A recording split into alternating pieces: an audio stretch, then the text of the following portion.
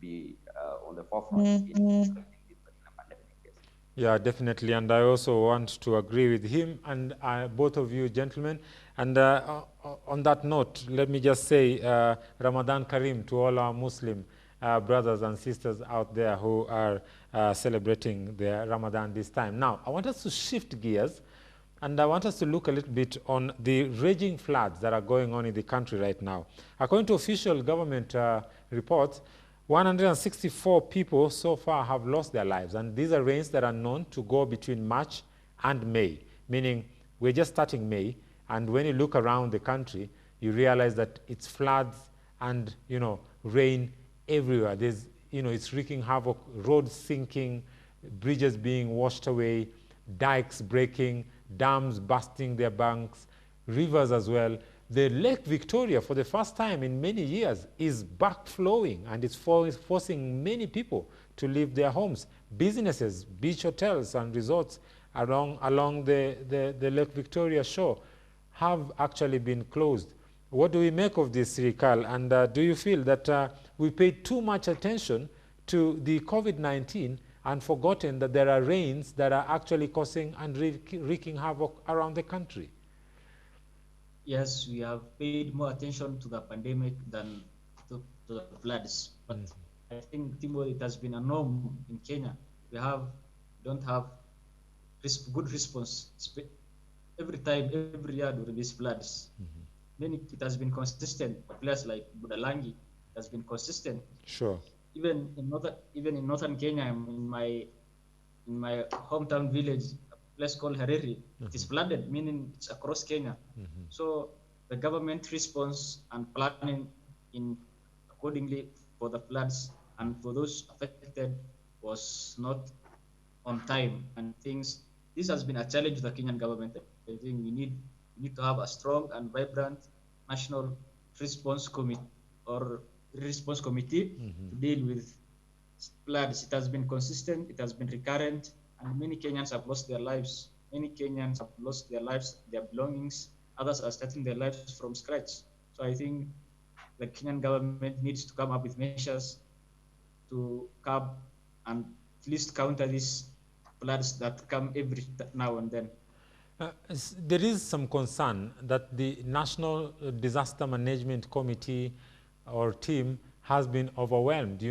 Just a few months ago, I think in the beginning of the year, we saw the floods and the landslides that took place in West Pokot, which claimed, about 28 lives.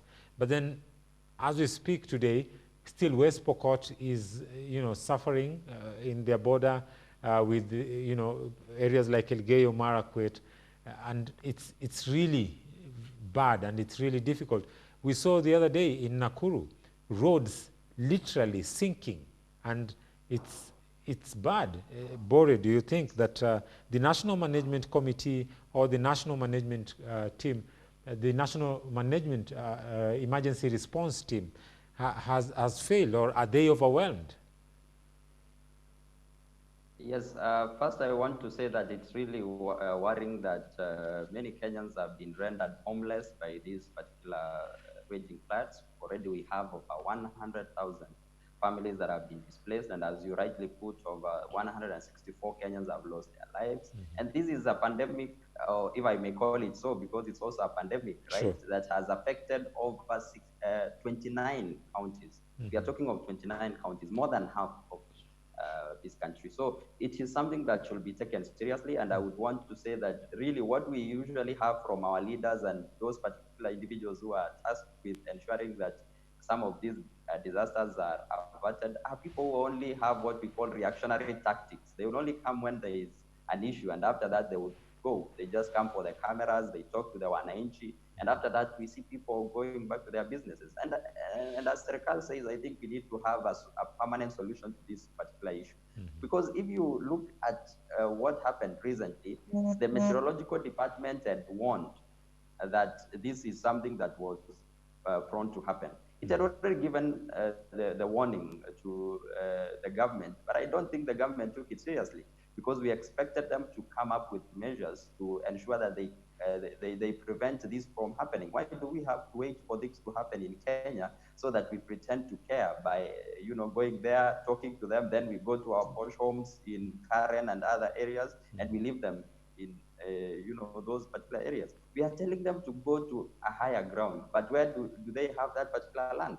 So I think this has to do with government, and the National Disaster Management team has totally failed. And I don't know what the leaders are doing there. They should have really said that they cannot do their duties anymore, and we have other individuals given that task, because for me, they have totally failed in, doing their duties. These are duties that have been given to them. They have been empowered by Kenyans, and they have failed to protect our lives and our property.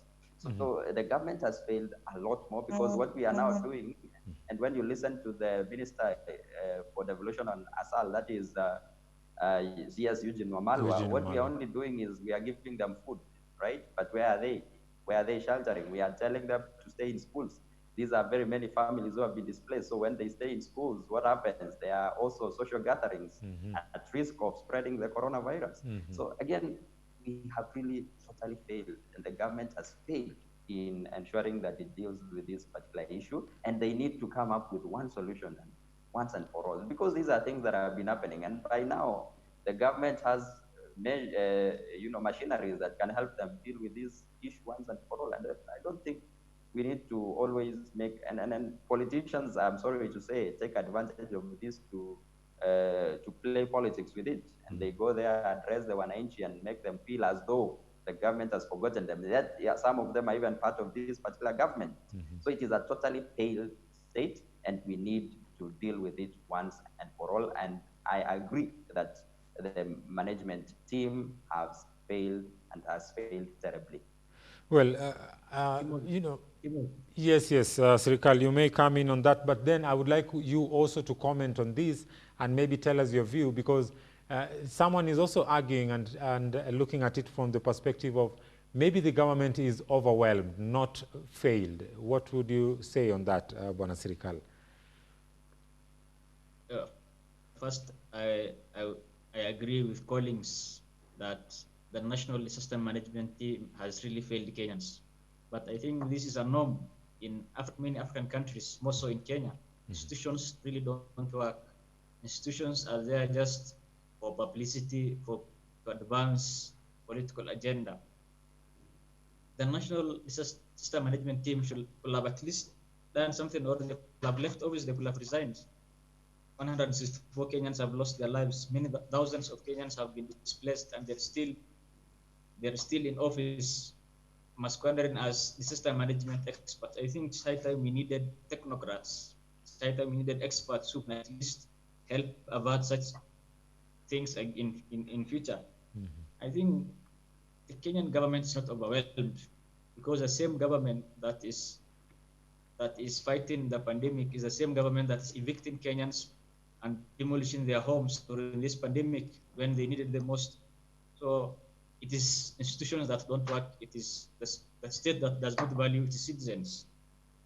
And the state, at least in the recent years, the Kenyan people have at least are trying to understand their values, their constitution, and they are standing up for their rights. And one day, who knows, Kenyans might even wake up and decide to remove those disaster management experts who sleep on their job from their offices. Well, I mean, everything in Kenya is about